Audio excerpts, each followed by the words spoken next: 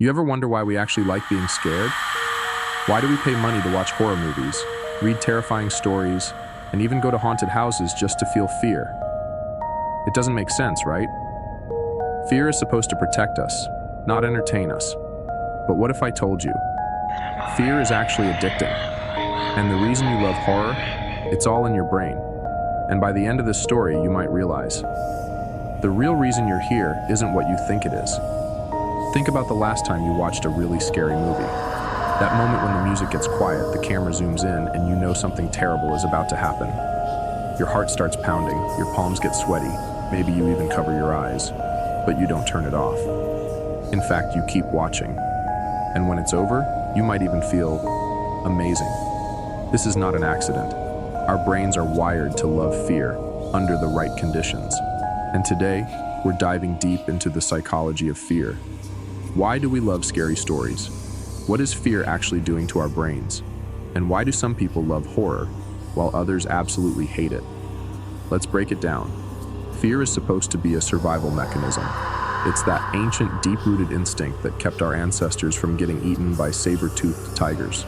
So why, in today's world, are we voluntarily putting ourselves through terrifying situations for fun? Horror movies, ghost stories, haunted houses?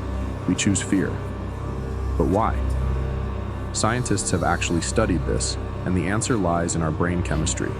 When we experience fear in a controlled environment, like a horror movie, our brain releases adrenaline, dopamine, and endorphins. Basically, it's like a roller coaster ride for your emotions, but that's just the start of it. Fear and excitement? They're actually very similar emotions. The same fight-or-flight response that kicks in when you're in actual danger is the same one that gets triggered when you're watching a scary movie. But here's the trick. When your brain knows you're safe, it turns fear into a kind of high. Dr. Glenn Sparks, a researcher who studies media psychology, found that scary movies can actually boost our mood afterward. When you survive a scary movie, your body stops producing stress hormones and replaces them with feel-good chemicals. It's like an emotional reset.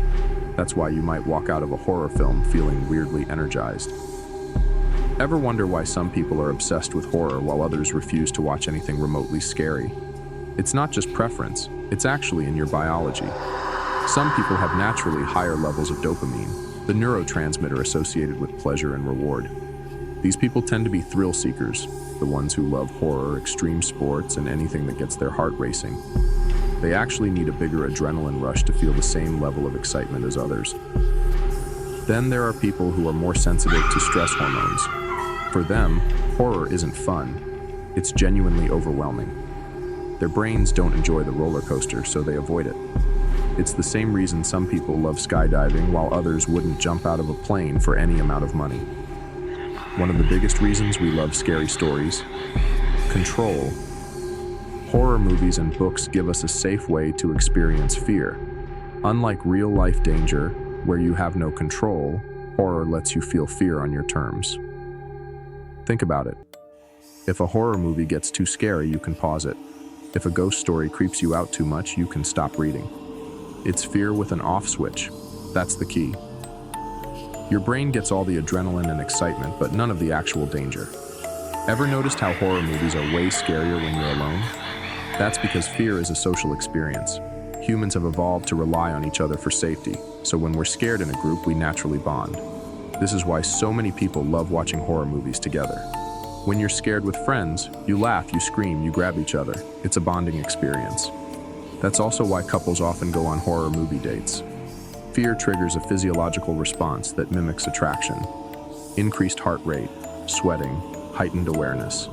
It's basically nature's weirdest dating hack. So what does this all mean? It means fear is not just something we avoid, it's something we need.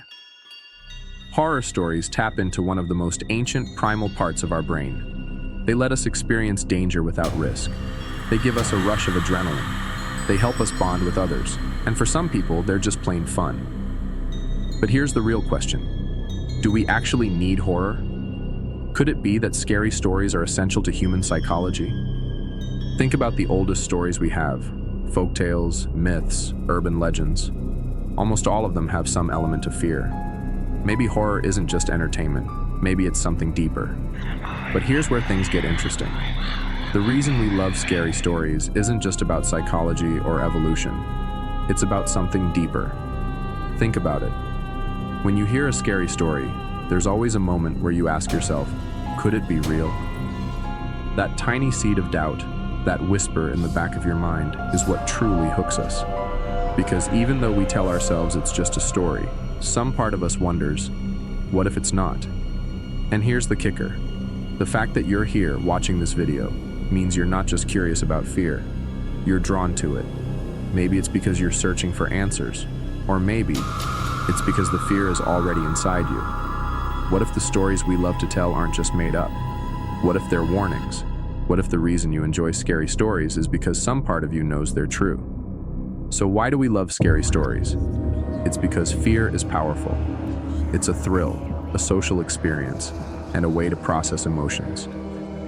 Some people crave it more than others, but at the end of the day, horror is a part of human nature. And the next time someone asks why you like getting scared, you can tell them, it's just science. But most importantly, they remind us of something we'd rather not admit, that the scariest stories aren't the ones we tell, they're the ones waiting to happen. If you made it this far, you're definitely one of us. So go ahead, watch another video. You know you want to.